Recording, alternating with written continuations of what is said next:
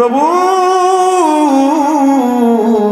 ও আল্লাহ, ও আসমান জমিনের মালিক, আমার তো অনেক ক্ষমতা ছিল দুনিয়ার মধ্যে, আমার হাতের আঙ্গুলের ইশারায় প্রশাসন বিভাগ চালাইতাম।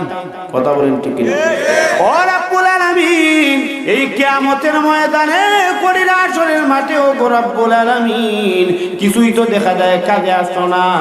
হালাকা আন্নি সুলতানিয়া, আমার ক্ষমতাও দেখা যায় শেষ হয়ে গেল। এবার আল্লাহ ফেরেশতাদেরকে তখন ডাক দিয়ে বললেন, খুযুহু ফাগুল্লুহু সুম্মাল জাহিমা সাল্লুহু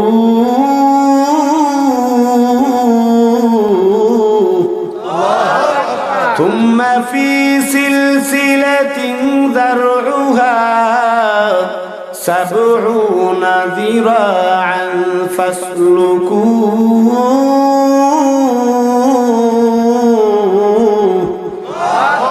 إنه كان لا يؤمن بالله العظيم আল্লাহ রাব্বুল আলামিন ওই সময় ফেরেশতাদেরকে তখন ডাক দেয়া বলবেন, ফেরেশতারা রে, খুযুহু ফাগুল্লু, আমার বান্দাকে গলার মধ্যে বেরি পরাও।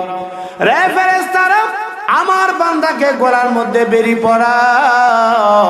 গলার মধ্যে বেরি পরাইয়া হাতে পায়ে তাকে বেঁধে, হাতে পায়ে তাকে বেরি পরাইয়া ও আমার ফেরেশতারা তাকে জাহান্নামের মধ্যে নিয়ে যাও।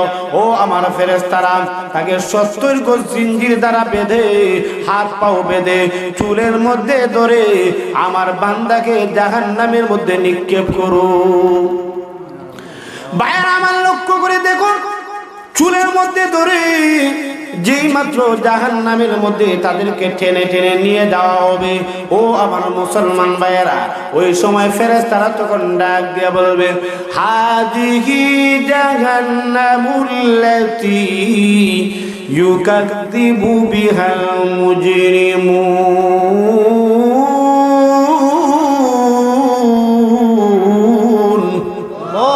আল্লাহ রাব্বুল আলামিন বলেন, ফেরেশতারা তখন ডাক দিয়ে বলবে, হাদি জাহান্নাম, ও পাপিষ্ঠ, ও নাফরমান, ও গুনাহগার বান্দা, হাদিহি জাহান্নাম, এই যে দেখ জাহান্নাম, হাদি জাহান্নাম আল্লাতী ইউকাযযিবু বিহাল মুজরিমুন, যে জাহান্নাম সম্পর্কে এই মুজরিমের দলেরা মিথ্যা বলতো।